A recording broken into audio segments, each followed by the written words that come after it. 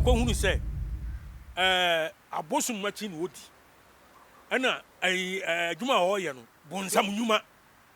anu ko hunu anu waka de a fine but John 3 verse 11 no papa Jesus say de yenim ana yeka de yehunu ana yedi hu adanse eni say awua no evangelist awua o kumase sam ho no wo o kumase no o ka bibi sa de a o tumi ka sa asem no de to aprokuso a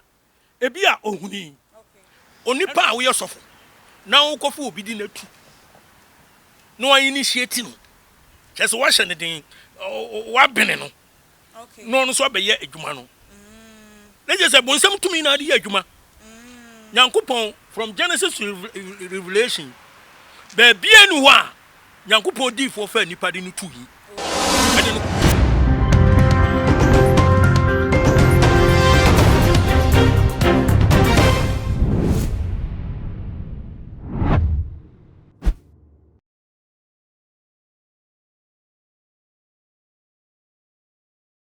Yo ebusiafo ene adofonom mema obibia akwaba ede eba too much GHS so Ghana wahala dwumadie na ebre aso se enenso munuaba Akwesi kapa yede ebesomo enu ada yante asemde ye papa pastor Emmanuel Apreku adodo nanim ne se Apreku my daughter wada ne benkum eso eno ekokoye he ewo omenmo asofo bebre akasa ede afa eho ebinum kasa Ghana fo hu ne se twaye binum nso de no so hu ne se eye ne kwan so a eno na ebinu so ede sobo elbobo enkrofo ebiwe ama ene de yato ensa ede afrem ye apostle Agyeman Prempeh na wono nso so ememekasa emfa ye yenua bema Apreku my daughter ni wawawo no nyoma ekoso de wonim ede efa hu ntebusiafo gibre na ye twan ho abaye ba ye de nkomodidie no ebe hwehwe so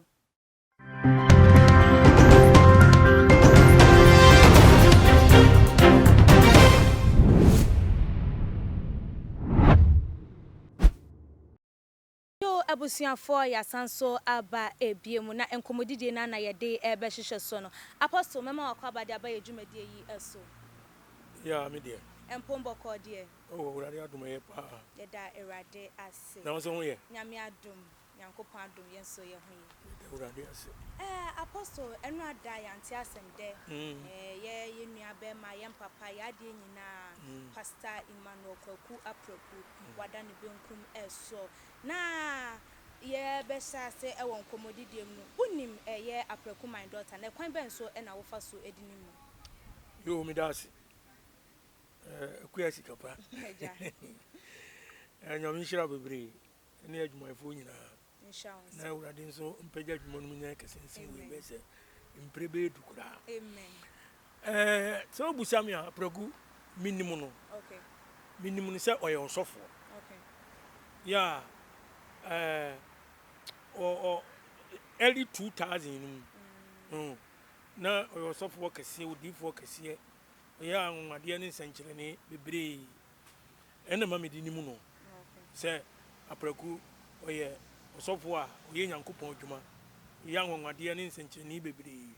ono de nimu no na eja wa hia ne da oni na di nkita ho da menini hia firi da okay menimu ni krom ba Nyankopon adwuma na oye ne nti ena ma medi hu no ba menini hia 1-on-1 so what you say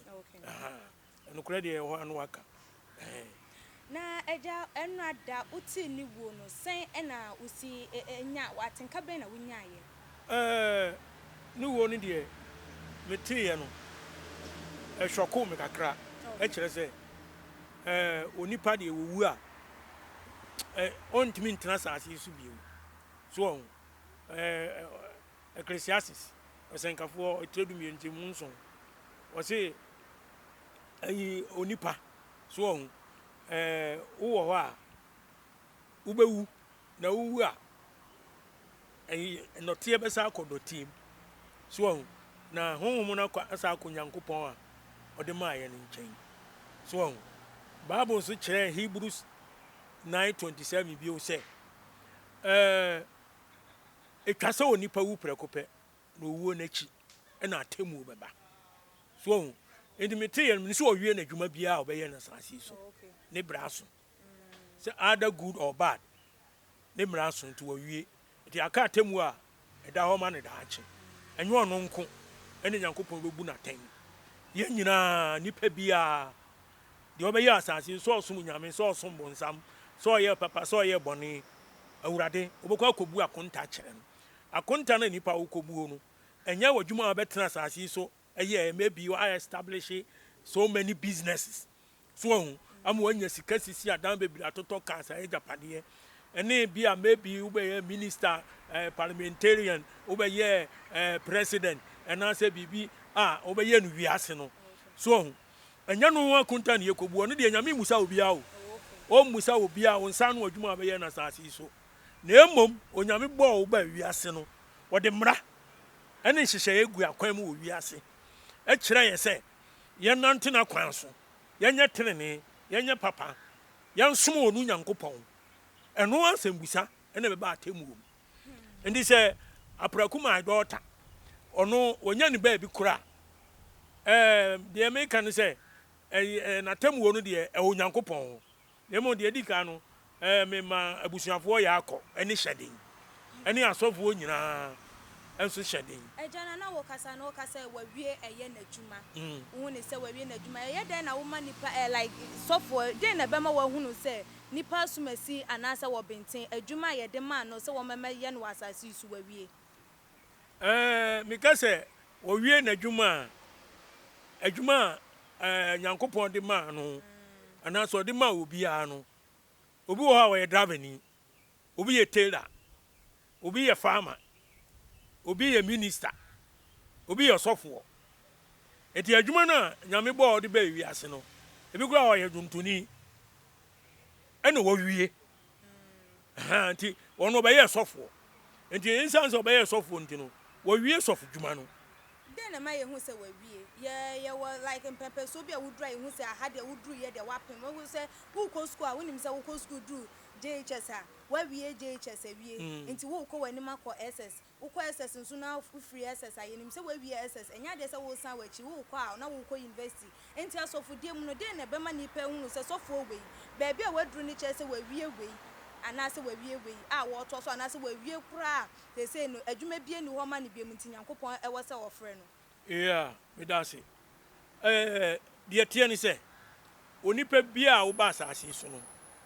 adwuma nyame de hyɛ wo nsa no ana de obeye ye no ebeba wieye na ono no anase onipa apraku so na adwuma obeye wo wiase no adwuma no eti said de ni ara wo ni de wo wie because onipa Hebrew your friends say Philippians chapter 1 verse 21 was it etwa say onipa o asase so no omfa so eni owuo was it yemfa so eni owuo Paul was masia metie no metima Kristo na owuo eye memfa so enti nipa brabo ebobo wiase nyina no owuo na ye mfa so enti mra onu wawu a okuri ewiase na dwuma obeye ye no asi so onya wu se pe wo ye driver ne ya wodwuma si wo ye tailor ne ya wodwuma si bibia beye wiase no asi enti na dwuma na si no na asi ni bibia ye chese nipa nka wo so dum Prempeh so si anka ansa na si the fact is na say owo nya ba pede a wadwuma a wo de ba asaso so Nyankopɔn de hyɛ de asi because Deuteronomy 32 verse 39 was it awurade se miara me ne no na me na mikum na me na mankwa me na mipira me na mesa so ho eti owo nya ba se pe bibia to atwa sono de nipa bebire bekika wa akire wo hu akira asem ni nyina nkosi aga the person is already dead wo sort ase enti ni nyina wo Nyankopɔn nsem eja wote ye say eye yam papa yi no wato eye ensem ntentan ya no woje ne ho a enje ana se no wato ne ensem ntentan je se wo no de je se nsan awia na ayi metete ne mframam ba me mfama ni ehu da video se ko viral nyina wa ehu video ba ku bi na me hunu yin na the way na wasi aye no na me wira ho so ba ku bi na me hunu yin na nipa o ye sofo ne na wie ya koye ne se ensa no owie no eye me ya eye ma wira ho se nyankopon nipa pa ene na wie ye timi koye sei nti na nyankopon nipa na wie ya kwa koye sei no nji ndi sei bia wo fa ba bi oh ba bi ni de asofo bebre timi ya saade no ebinum wura ntokuro ni sumase ni ade eye bibiara nipa ono a ope so hu na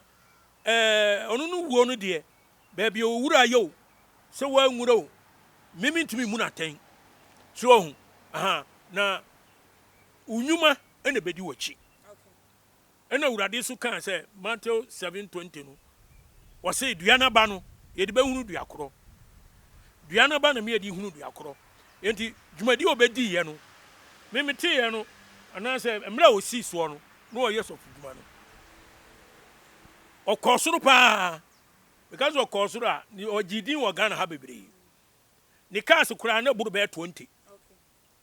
ave wi ase no yesi ba bi a ote kura no se obi na han singiri wuru bu ase chamber and hall bi ama no ena otim mi manfuma nu hu sa na mete no ave na wie ye no so no akwanya ni se ensan wie wo hu ndi mi nwanwa ye madwene mu na na sovuo na fe de na wie ye akoye ensan no mu e ba ne sen na dwene ene nipa su na de ne course atibia no mu ana se bonsam na de ne course atibia na se bonsam na de fa sa kwa no so ye den ne ba ne sa so wo ba dwene wo wonte ase ndi sese no me de me stand se nyame mfa ne kransie nti eja o pa che se o kan o ka se ye dua na ba na de behu dua ko nti o pa che se eya aba eya apreku my daughter wo so ye no anso aba pa na aba pa oso ene asore na ote no eni ho ne nti na che se wanso aba pa wanso aba bia ho okay ese na asore ni nyina agu yankobon so soma nipa se kote asore ko kansem pa nipa ni gidi a bonasu eja oba no nkunkunu di Matthew 28:18-20 na yankyerɛkyerɛ nipa wo ma bagye die ni sɛ obia ni yankopɔn ahyɛdeɛ so na mene mote hɔ kristo na ɛkasa no na mene mote hɔ na nyinaa ɛde kokosi wiase awieyɛ wote aseɛ enti awɔ sɛ asɔre no tena hɔ ɛkokosi wiase awieyɛ enti sɔfo bia ɔbɛyɛ nyame adwuma na asɔre no ɛntena hɔ ankosi awieyɛ na asɔre no ono ne sɔre nyina begu sa asɔre ba agugura egu so to ase oti ase na sa asɔre no gu na sa woni asɔre bia na adwuma nyame de hye wo nsa no ɛne sɛn na je sa wan so aba pa no no ɛne no kra de o wa no aka na ba mimi mbu aten I don't have power to judge somebody. It's only Jesus Christ who has power over this. Apostle, ya asofo binum bebre kan say evangelist Akwesi Awuah or ye sofo on so ye evangelist ewo Kumase. Or the ababa betu eja say apreku ye na ye bosuma na say nneoma na wo no e na ekun no tafa ho. Eno de ono no waka so ono nante ena okohunu say abosum machi no odi ana adwuma ho ye no so hu eye bonsam nyuma anu akohunu anu akade a fine but John 3:11 no papa yesu say de yenim ana yeka de yehunu ana yedi hu adanse eni say awua no evangelist awua o Kumase sam ho no wo Kumase no o ka bibi saade a o tumi ka sa asem no e de to apreku a ebi a ohuni okay eno oka ebi nso a wahu no de to no so de a eno so eno de atamu no e wo Nyankopon apostle na hu sa asofo mo amoye mo ho atamfo because Ghana fo bi no esusu say nka evangelist wa obi anka sofo ho aka de nka be kan ho asempa bi ana be ye ne mo baba be dan ne to adi ana say wo be kan o mabone e de afa no ho abra nipa na wo na je say mo anka sa no mo ndodo mo so can some way ya ubi some sa kwan bi so no no kresa no kwan bi so no so enya no kresa eni sen hwe ena asofo na ya ba no obi a pe nipa mu animuonyam ye mpa Nyankopɔn ba ko animuonyam obi a pe se wiase nyina Ghana nyina etene nka eti asem bi a obefiri na no be bia no aka se de be ya enkofo betene ne ebetene nka so endi onu ne nsam na waka no me de metuma kan se sesi ana wiase ye wo no awurade se mumu aten John 7:1 wase mumu aten Matthew 7 mumu aten no mu aten aten ko de bebu no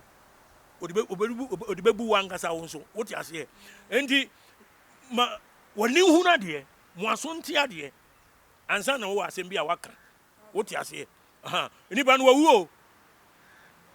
okọ fine wawu a okro no asase so no oni bibia ya bio yani ati asase so na wose adwene ho wote ase okobu na konta kire Nyankopɔn mimi ntimi mu apraku atai se wode bosom na ye adwuma ana se wode bosom kra na ye adwuma mimi hunu yo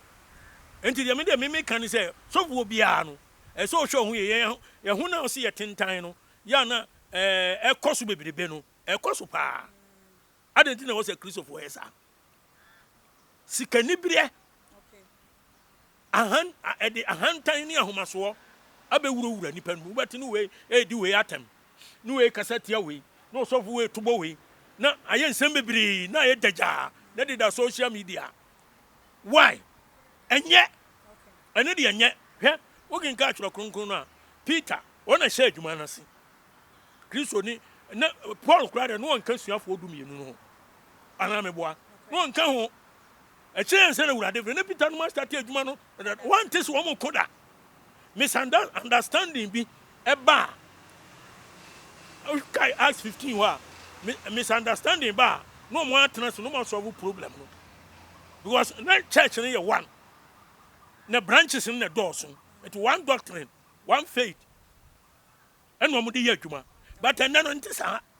kwa kuma nu wona sori kwa dwoma nu wona sori kwa brama nsa kofi asomasi obenten wensu wona sori ne doctrine ne ade ode ye adwuma enti obi abese ono wo kwa animu sine obi enti ebeye wontwe ni akeka opeso ono no nkofo ginidi esine obi a enti wo behwe na sometimes wo na bi a afi be kwa wiye no 31st December na Ghana asofo no yadifo no bi ne ye hye nkom se afi be wura mu no de ebesini omo hye nkom no sa na se ebamu a wo se ye coincident wo enti ade bi wo ka eni asam ni asam tumi kohia wo hu ni amekere no enti na ebambu pe na Ghana fo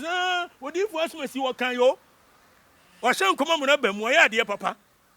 me cancel last year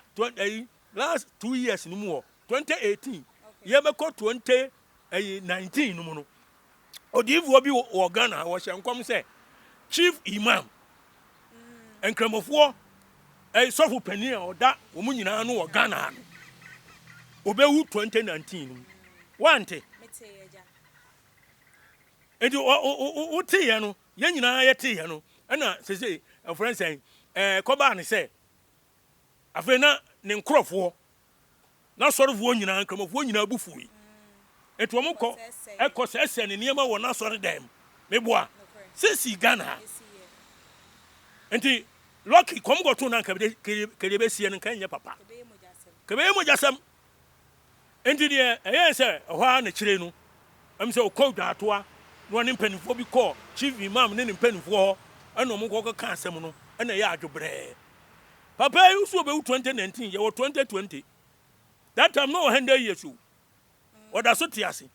na nkom na o share no ye torofo a answer ye no kwafo papa ne ti wo nkom share na che say nkom tro nkom tro Jeremiah 14:14 awurade se ayi atro na di fo no de shemi din mu nkom mensuma won menhye won wo makomam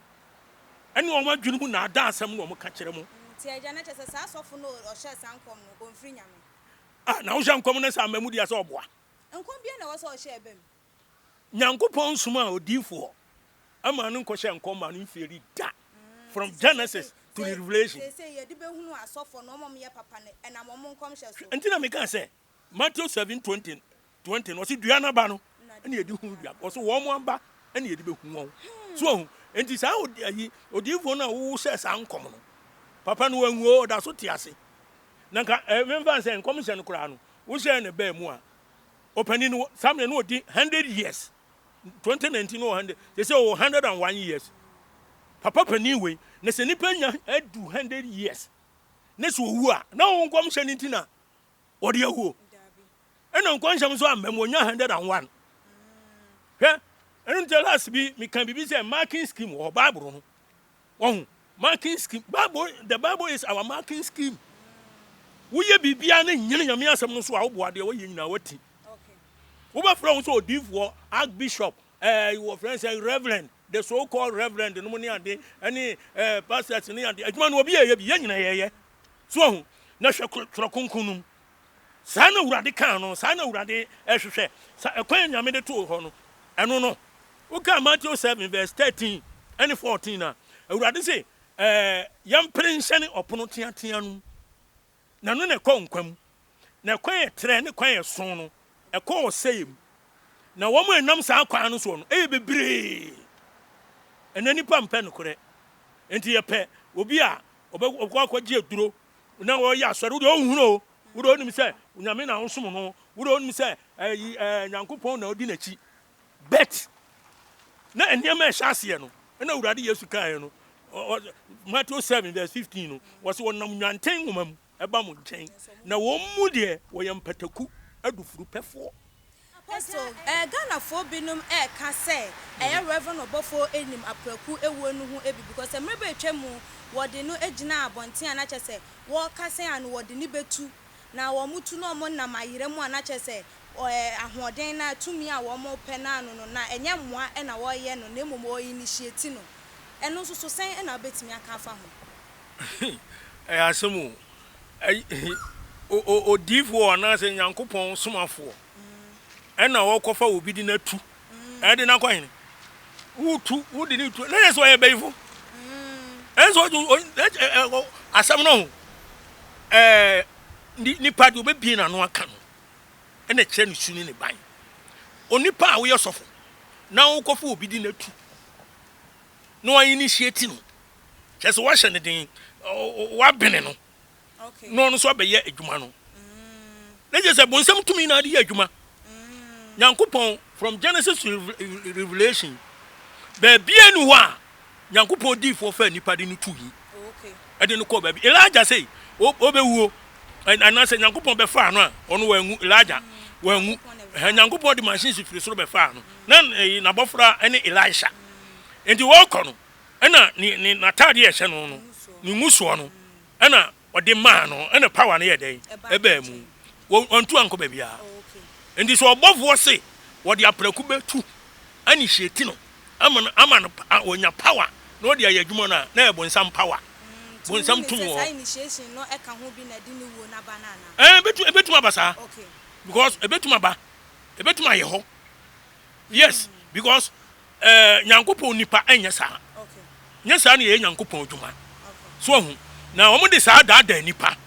ne esan se wi ase eti nipa mpe no kura kitikiti so tiase nipa mpe no kura no aye tene ne kwa na e be fa so akosora yimem kwa nketua no papa Yesu apaya to wi ase no se ye nante so no onipa so mfa so because esofa no enye easy nyankopon se hwehwe na henie ene ne tene ka ne odi ye hiawa aka ho e de amawo Matthew 6:33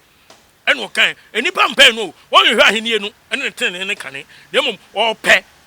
eniema no a nyame de be ma no ansa eno so enye ye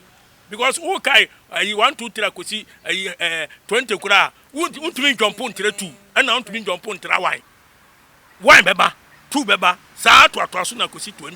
ana meboa na de edi ka na urade se ye nhwehwe ene tene ne kwa no kronkron ye righteousness holiness and righteousness eno na yenye de yenyire ye ho and by keeping the commandments of God nyame wo mransem du eno na onipa otibi du so na Yesu honhom show ma obetuma nya kwa akọ hwem na no wo bọ bra ni ya na Nyankopɔn wo de ewo mu no unsa beka nti na Awurade ka kyerɛ sɛ mo bɔ mpaya mo akra de ehia mo no agya no onim dada so atiase enti wo sum Nyame ye na bɔ mpaya Nyame boaw ama de owo bia o de be ma wa mfa ma wo mpa heaven ni ne hia abusuafo ensem no de chese bebre na ye bebro so e wa ha nanso so yemre no ekọ agoro ye de na ade esa eye nkrasefo nti ha ene de eye dwumadie no ebesie na se de da ye no no message se wo be subscribe to your channel no eye too much gh na wa like your videos na wa follow ye so so we Instagram page @toomagh_. Adwentwe bia wo no fa to ye too much gh comment section na emrepe no mekenkan e de ama me de dwumadie ho chia me midin ene Akwesi Awuah makramo